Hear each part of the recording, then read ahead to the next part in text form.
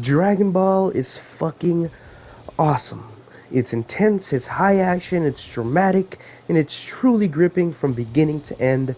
Dragon Ball's influence, not only in the West but globally, cannot be understated, and it's without a doubt one of the most influential manga slash anime of all fucking time. It not only basically created Battle Shonen, but also served as many people's introductions to the weird world of anime, at least in the West. From the very first chapter back in the 80s to the currently serializing Dragon Ball Super, it's remained one of the most popular series ever. Dragon Ball is enjoyed by many across the world, and I am one of those. Dragon Ball has been in my life for as long as I can remember, but I recently got the urge to consume some more Dragon Ball. I don't know why, every once in a while, I feel like I just have to relive it. And I've always been of the belief that the original Dragon Ball was way, way better than Dragon Ball Z. However, when I made that statement, I hadn't seen DBZ in the longest time. So I decided to rewatch it to see if my opinions had changed at all. And man, they definitely changed, and for the better. And it all started with the very first arc, the Saiyan Saga.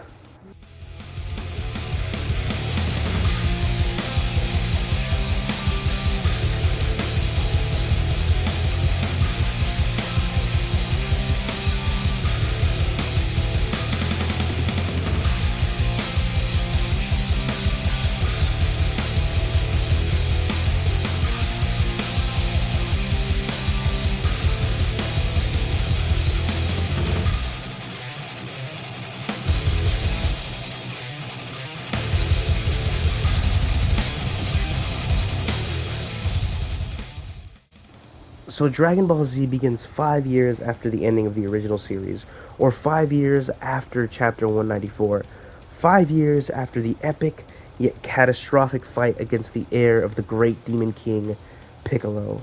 Now the world is at peace, and not much has happened since then. Goku and Chi-Chi are now married with a 4-year-old son named Gohan. Life is serene and tranquil, and no one has threatened the peace of the earth in years, not even Piccolo. And we know he's still out there. He didn't die at the end of the tournament, after all. Goku gave him a senzu bean. But little did our heroes know that the Earth would be facing the greatest challenge it's been presented with thus far. But we'll get to that later. Goku decides to introduce Gohan to his friends from OG Dragon Ball at Master Roshi's house. And everything seems to be going fine. It seems like some old friends are just catching up and chatting when suddenly, out of nowhere, this goofy ass motherfucker shows up and changed the fucking game. Raditz single-handedly introduced Dragon Ball into a new age. The age of galactic world-ending fights. The age of power levels so high they seem almost immeasurable. The age of conflicts on such a large scale they destroy the universe as we know it. And that all starts here. For nearly 200 chapters we know nothing of Goku's origin. Nothing at all.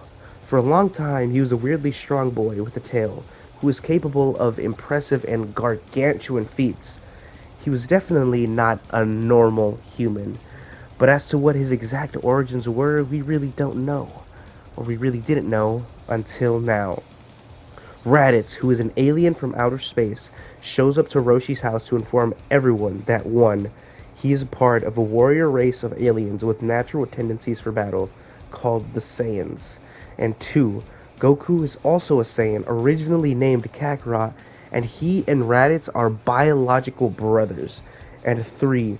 Goku was sent to this planet many years ago to slaughter all of its natives and conquer it for his race. But of course, he failed. Because as a baby, Goku literally fell from a fucking ravine and hit his head so fucking hard he lost all memory of who or what he was, and then on out became the goofy yet kind-hearted Son Goku we've all come to love. Boom! What the fuck? Everyone's mind is fucking blown. Imagine experiencing this with no prior knowledge to this. Nowadays, everybody knows what a Saiyan is. Everybody knows what a fucking Super Saiyan is. Everyone knows that Goku's an alien and all this shit. But imagine experiencing this without knowing any of this shit as it was coming out. And Toriyama retcons the series without breaking any of its previously established rules. This is how you fucking retcon something. You leave people speechless by changing everything you thought you knew about the main character of your favorite manga.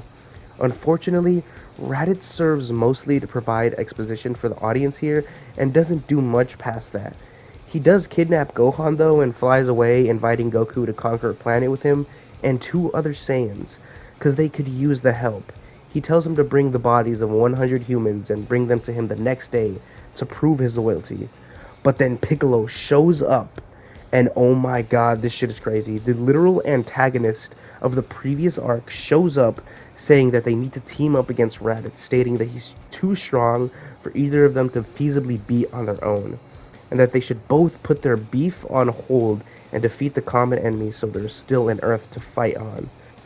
And off they go, away to save Goku's son, the Earth's greatest defender, saving the Earth from the clutches of the Demon King and freeing them from the fear of the Red Ribbon Army, teaming up with the Earth's greatest foe, son of said Demon King, and bred to kill, literally. These two team up to defeat the strongest foe they've encountered thus far. Now this arc introduces Gohan to us perfectly.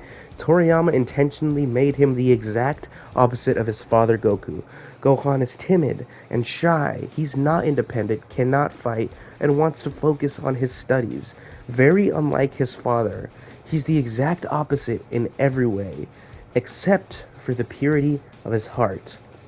But during the fight with Raditz, we see Gohan's true potential.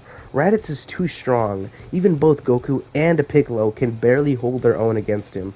But suddenly hearing the painful screams of his father, Gohan leaps out of the space body strapped in and charges at Raditz in a fit of rage.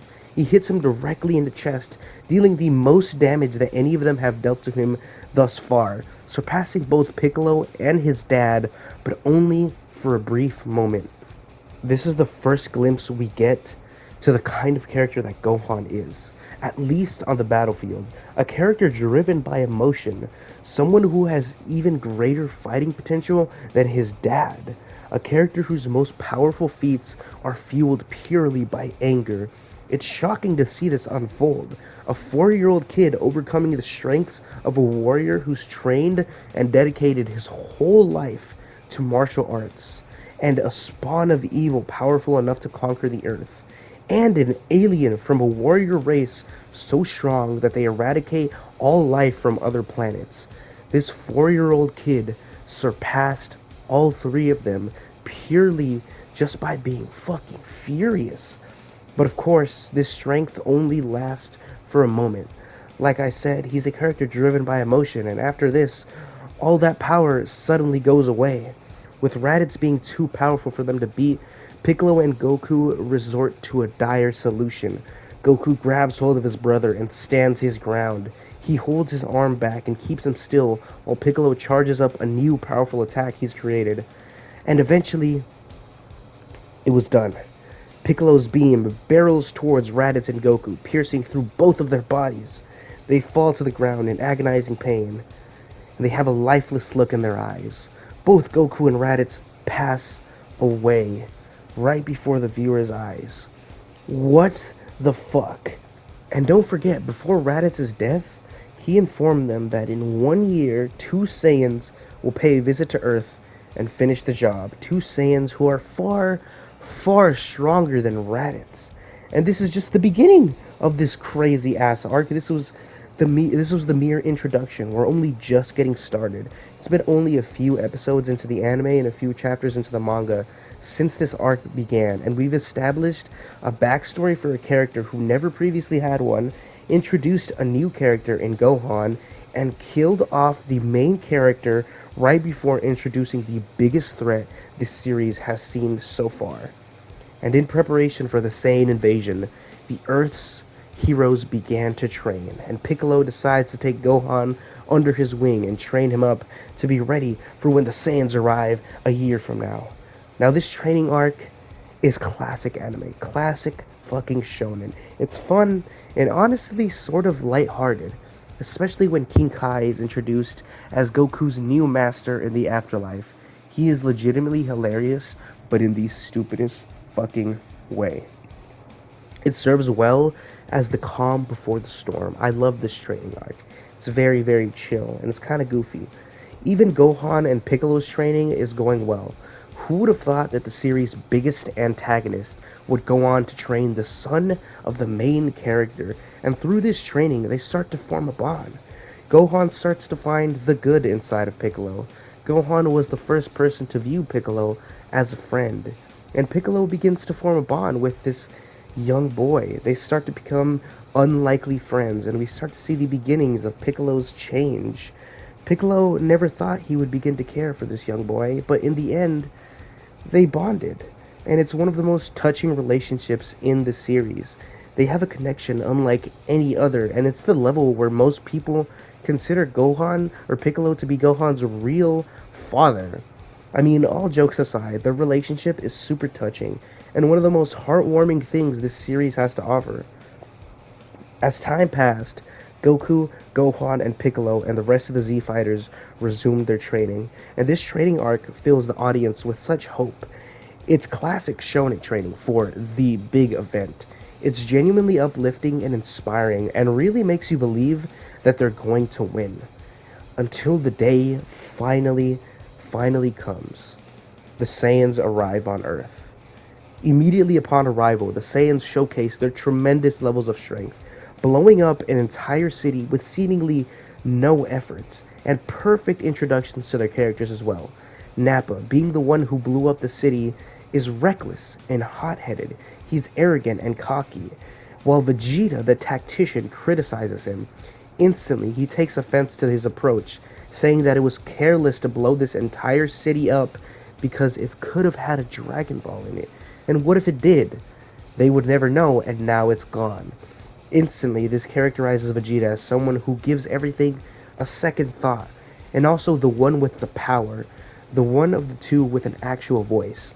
It's clear that Nappa answers to Vegeta, but both characterized as brutal, heartless monsters unlike any the series has ever seen.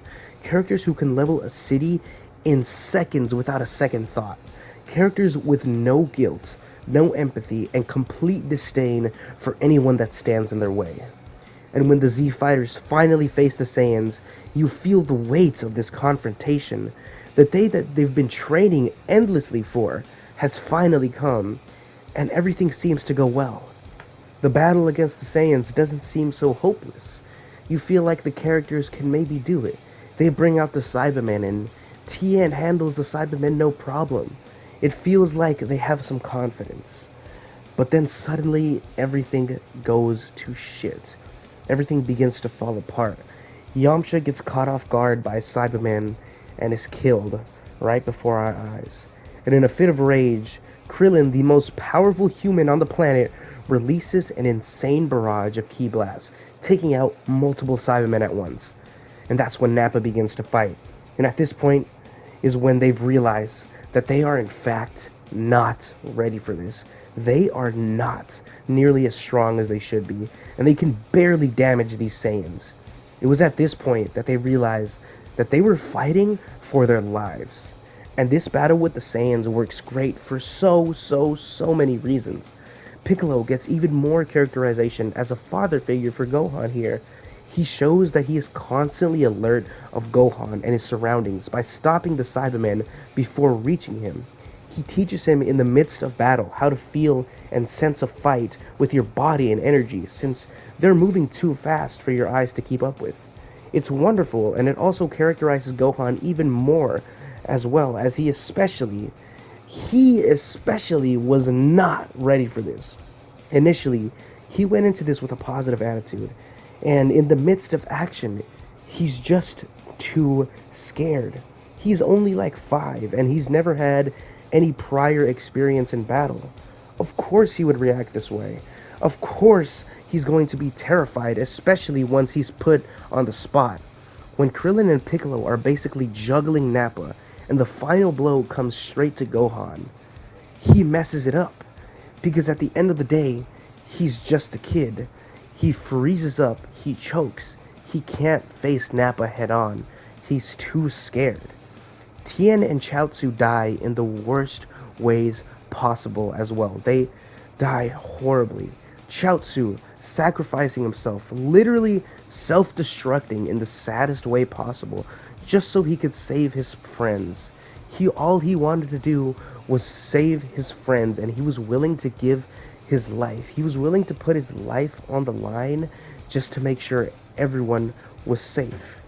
And he dies for no reason. It all ended up being for nothing. His death was in vain. And nothing is more heartbreaking than that. Tien, in a fit of rage, does his best to take on Nappa but ends up dying himself. In trying to avenge his nearest and dearest friend, Tien dies. And this is the worst kind of death. A pathetic one. One where you know there's just nothing that they could have done. It's miserable to watch and almost difficult considering we've known and loved these characters for so long.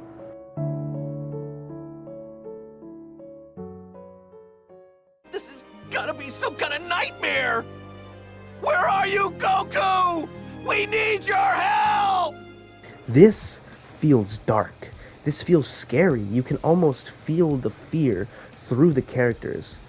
But even in dark times, there are small moments of triumph. Gohan socks Nappa with his fucking foot and sends him flying. Gohan locked in. You could see as he was approaching how scared he was, but when he needed to, he manned up and took his first step into becoming a warrior. This little ass kid fucked up this old ass bald dude more than anyone else has so far. He dealt the most damage. And this leads to one of the best moments in the whole series to this day. Nappa gets back up and looks more enraged than ever, and Gohan stands there in fear once again. The kind of fear that you have when you've realized you fucked up. He's angered this massive behemoth and is currently facing death. Nappa sends a devastating blast in Gohan's direction, with full intent of obliterating the small child, and out of nowhere, Piccolo stands directly in front of him and takes the blast head on to protect Gohan.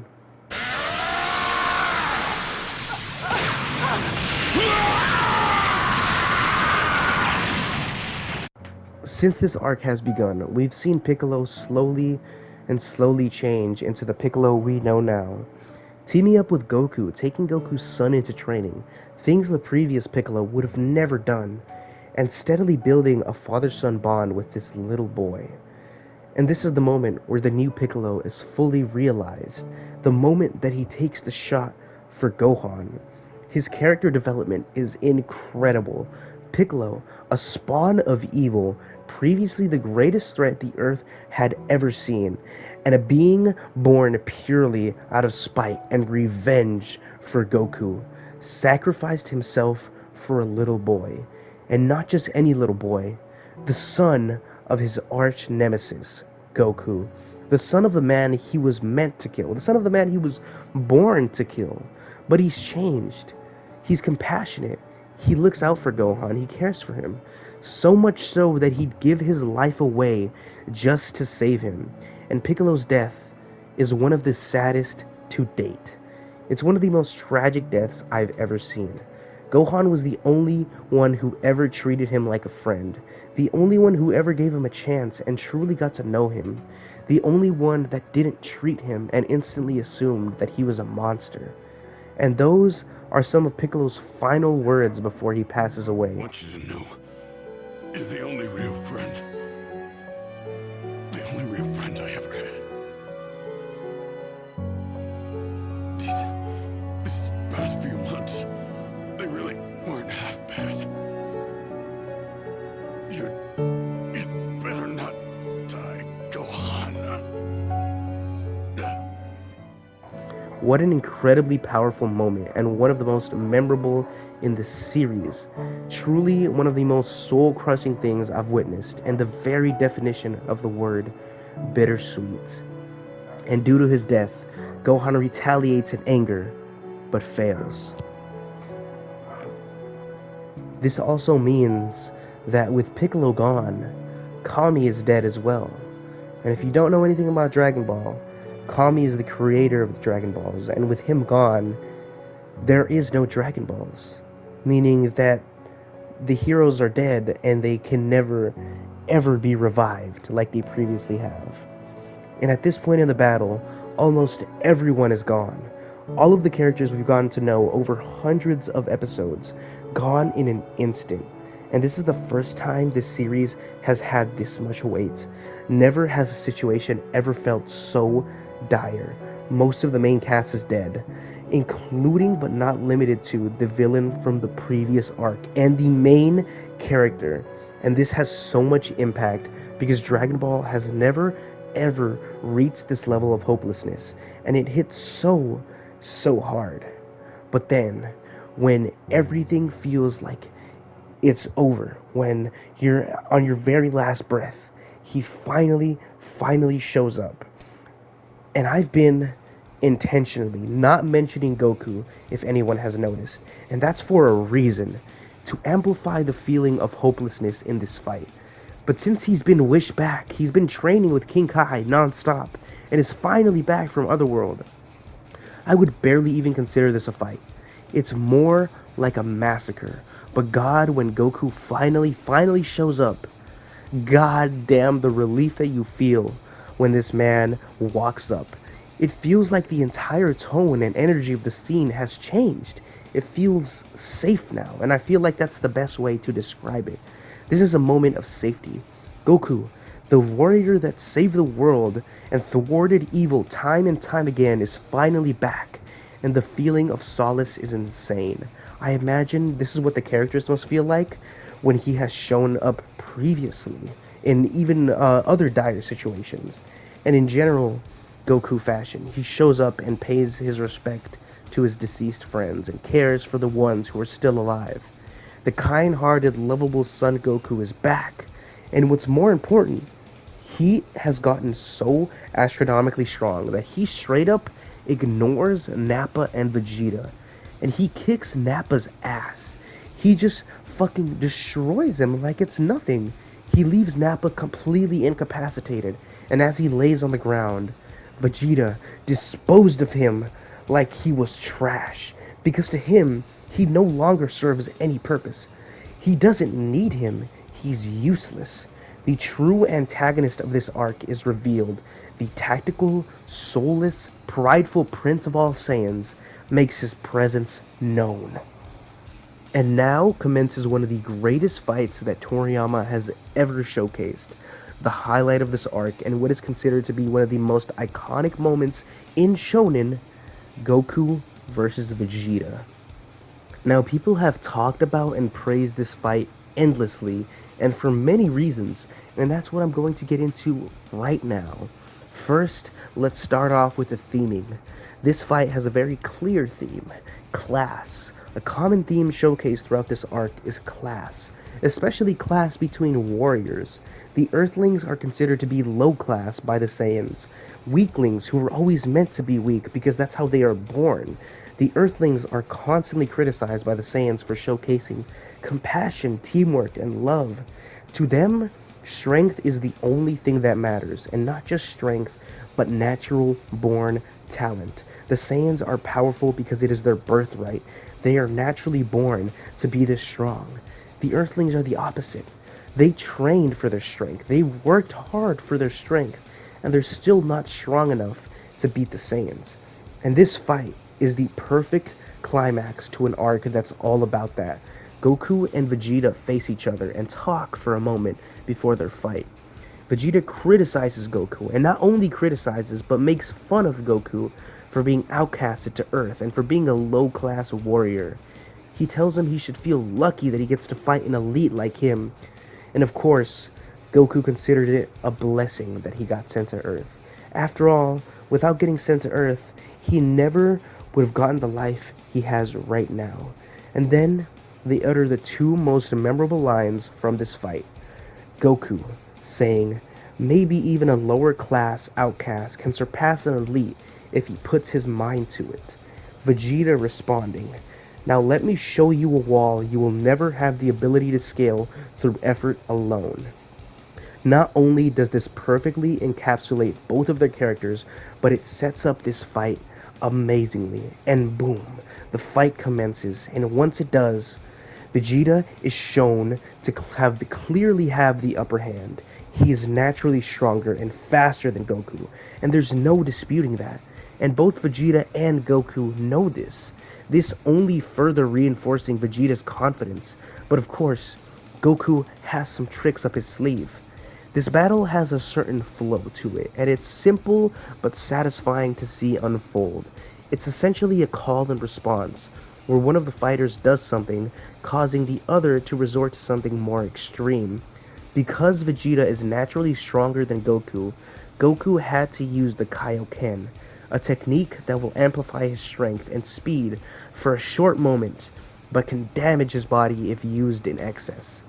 Now Goku has to exert even more strength from the Kaioken, having to triple his base power instead of just doubling it, meaning that he is beginning to damage his body. But this gives him the upper hand on Vegeta, beating the shit out of him. Originally, Vegeta was cooking him up, but the roles have been reversed.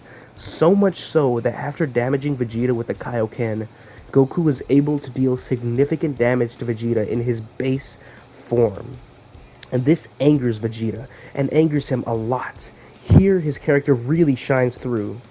Throughout this fight, Goku and Vegeta's placement on the battlefield has been thought out. Initially, Vegeta is placed higher than Goku to showcase not only his literal superiority as a naturally stronger fighter, but to show us his cockiness and confidence. And during the fight, Vegeta is proven to be right. He was right to be confident, because he is stronger. He's placed even higher after their first exchange, and he talks down to Goku even more. I don't care if you've trained every moment of your entire life for this, you will always and forever be a low-ranked outcast and nothing more. That's what Vegeta says. But then, as we know, Goku gets the upper hand, and man, does this piss off Vegeta. And you have to remember the kind of character Vegeta is. He's furious, not only because he's losing, but he's furious because he's specifically losing to Goku, an outcast, a low-ranked Saiyan, someone he should naturally be stronger than because it's his birthright. This is a man who's not okay with losing, not okay with being embarrassed, or not okay with being proven wrong. This is a prideful Saiyan who refuses to lose to the likes of Goku. And after taking these severe blows to not only his body, but his pride, he screams in anger about how he is from the strongest, proudest warrior race, saying that he is quote-unquote the greatest warrior who has ever lived. But what I find so interesting is that this statement almost feels like it should be followed by this: I am the greatest warrior who has ever lived. Right? It almost feels like he questioned it, and that this is the first time he's ever felt like this. This is not the same Vegeta we started this fight off with. He's no longer confident, and he's no longer the clearly stronger fighter. This is an angry prince who just took a beating, spouting nonsense about being the greatest warrior who has ever lived. This doesn't feel genuine. It feels like the prideful prince is trying to reaffirm himself. And in that reaffirmation, he soars high into the sky, higher than he has been this whole fight, almost to an exaggerated level. Because he is hot-headed and mad, he tries once again to cement his place as the better fighter by taking higher ground. It's like he's trying to prove to himself that he is still better than Kakarot. Now commences one of the best beam clashes in Dragon Ball and honestly, anime history. Vegeta charges up the Gallic Gun while Goku charges up a Kamehameha. And boom, the beam clash begins. And let's take a moment to appreciate the spectacle of this. Another thing I love about this arc is that this is the first arc where Dragon Ball has reached a galactic level. The beam clashes in the series previously have never been this devastating. Sure, they've been cool and badass, but never world-ending like this one right here. Insane levels of power and speed, insanely fast aerodynamic fights in mid-air. beam attacks that could end worlds, powering up while screaming at the top of your lungs, along with a mystical aura coating the character and literally making the planet shake just by increasing your power. These things that have all become synonymous with the Dragon Ball brand all started here, and I really, really appreciate that. But in this beam struggle, Goku wins by pushing his body past his limits and using the Kaioken times 4. Goku's Kamehameha soars into the sky higher than Vegeta ever has been this whole fight, and blasting him away. I love this visual so much. Goku's beam literally and figuratively blew Vegeta away. His Kamehameha soared to higher levels than Vegeta ever could have. He was stronger than him, and he surpassed him in this moment, and that pisses him off, because Vegeta never knew Earthlings could possess this level of power. And as I said, this battle has a nice flow to it, so because Goku used the Kaioken times 4 with his Kamehameha, Vegeta had to use the Great Ape, or Ozaru, turning into a giant fucking monkey, just like Goku did, and Gohan years and years ago. And this serves to be one of the saddest moments in the series. The moment that Goku realizes that all those years ago, he is the one that killed his grandpa. That he's the one who destroyed the tournament grounds years and years ago. He has been the horrible monster that his grandpa warned him about this whole time. And the worst part is, everyone was keeping the secret from him. Everyone knew, but they kept the secret from him to spare his feelings. And I love this. It's one of the saddest moments, and it only further reinforces Goku's initial rejection of the Saiyan heritage. It was the Saiyan part of him that did that, not the human part, or so he thinks. But the fight continues, and I'll point out something that one of my favorite Dragon Ball YouTubers pointed out in his video. Go check out Totally Not Mark, by the way, and his video essay on the Saiyan Saga. It's a wonderful video, and he's got an awesome channel. I love Totally Not Mark. Fuck yeah, he's cool as fuck.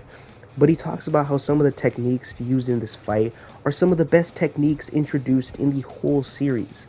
Goku has to resort to using the Spirit Bomb since Vegeta has become a Great Ape.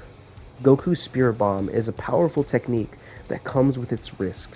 He has to let his guard completely down and stand completely still while he calls upon all living things to send him just a tiny bit of their energy. It's a strong technique with immense downsides, and it's also a perfect technique for Goku.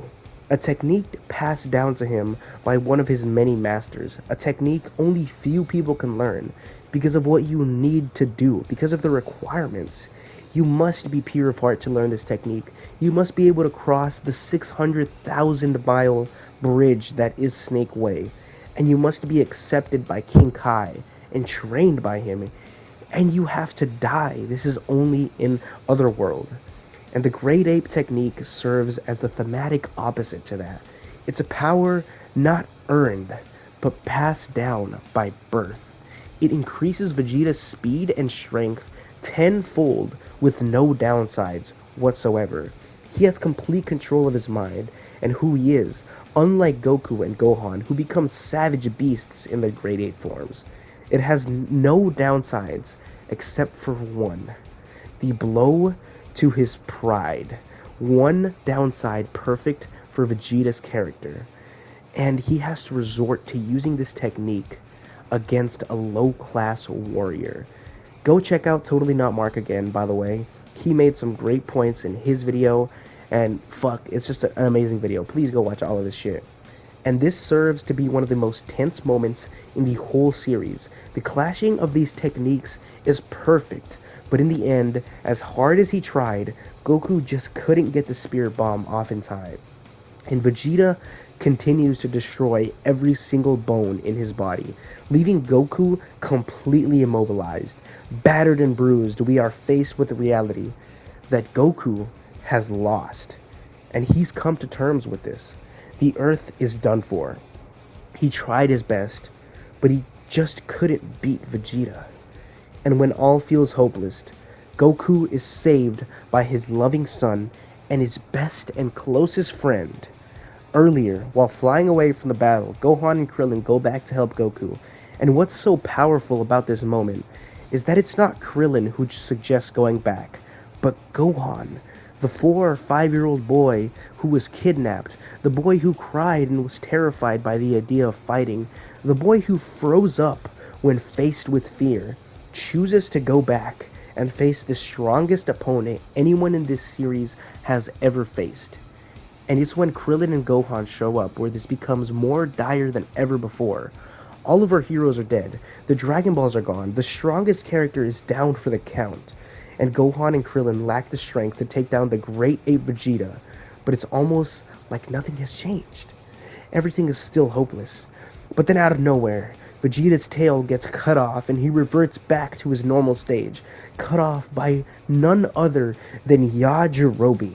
And look, as clutch and as insane and ridiculous as this moment is, it also kind of makes perfect sense. Yajirobe, armed with the knowledge that cutting off his tail means he'd go back to normal, he takes a chance, and it works out great. Vegeta is back to normal, and he can't transform again. And as this encounter escalates more and more, the tension felt in these scenes increases as well. The moment where Goku whips out the Spirit Bomb again, at only half of its power, and hands it to his most trusted companion, Krillin, is when we realize that the heroes are still in it. This is still possible. We can maybe win this. And Krillin, with the fate of the entire world in his hands, has to aim this one energy ball towards Vegeta and hit him spot on while he's moving, while Gohan's fighting him literally at high speeds.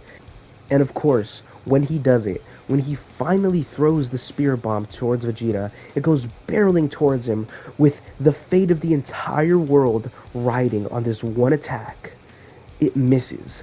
Vegeta dodges it, and oh my god, the feeling of seeing him miss when you're first watching this is insane. You're sitting there on the edge of your seat, watching Krillin hype himself up to fire this energy ball, and once he finally throws it, he misses it, and you will lose your shit. The fate of the whole world was riding on that.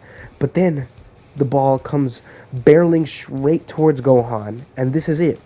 If there was any moment where he had the chance to redeem himself, it's this one. Not making the same mistake he made earlier of freezing up.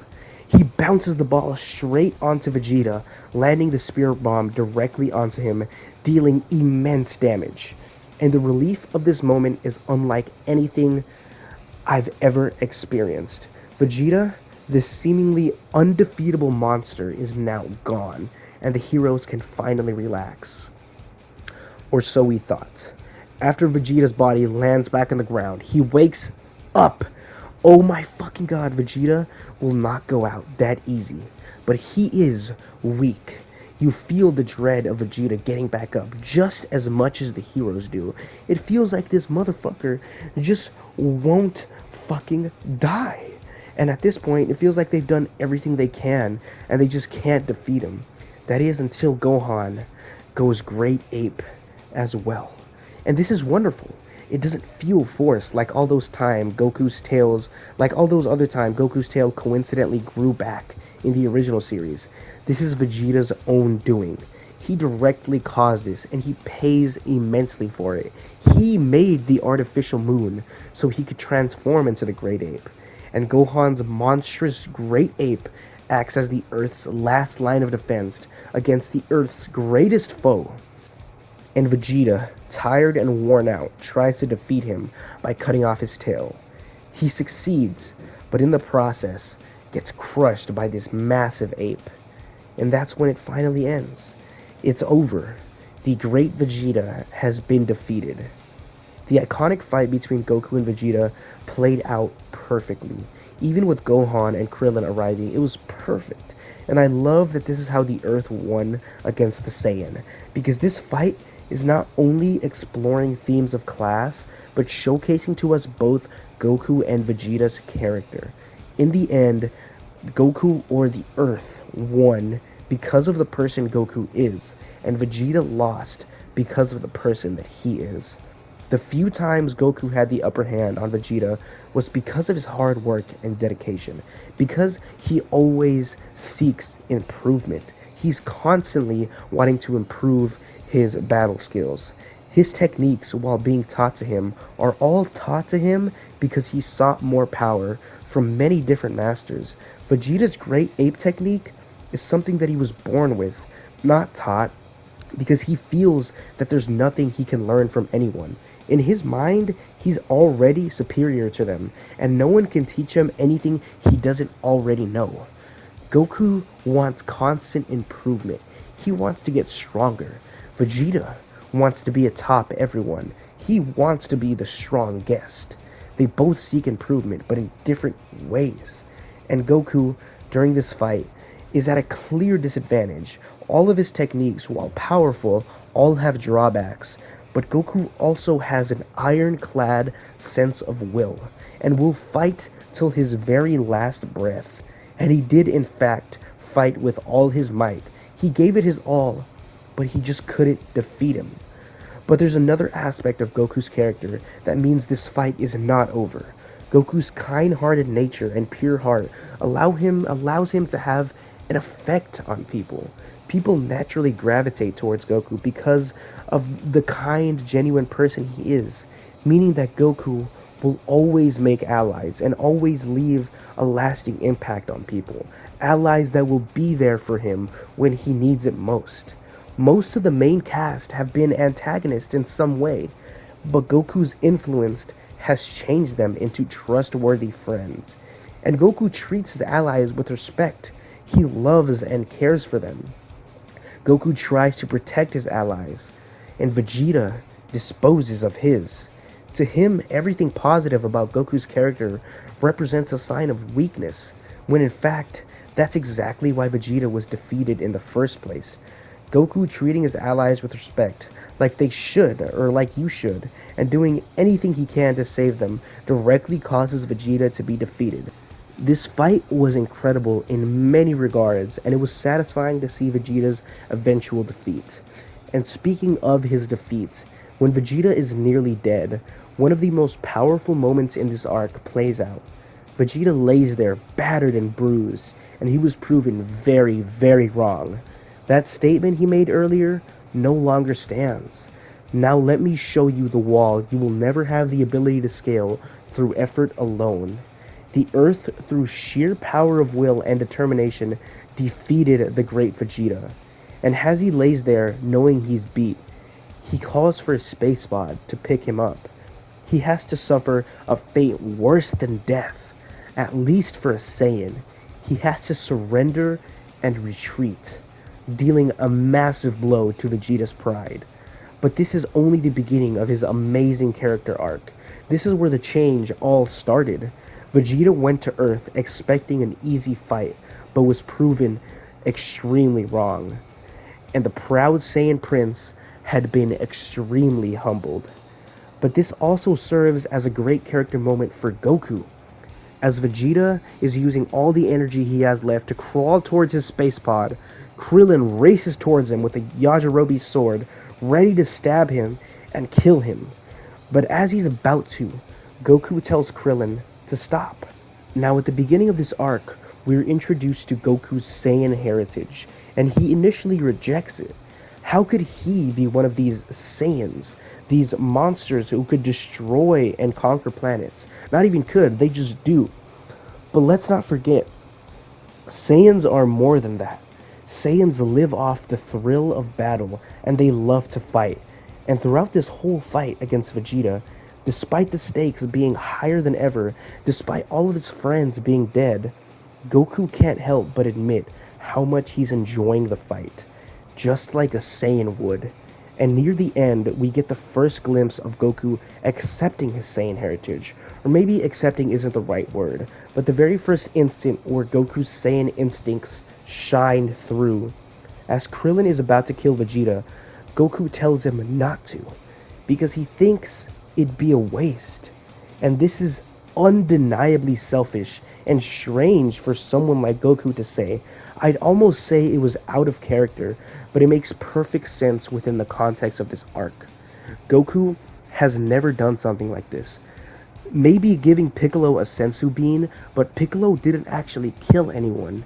And it was also to keep Kami alive, to keep the Dragon Balls on Earth. But as Krillin points out, this isn't anything like Piccolo's case. Vegeta killed off most of their friends, and no one can be revived back since the Dragon Balls are gone.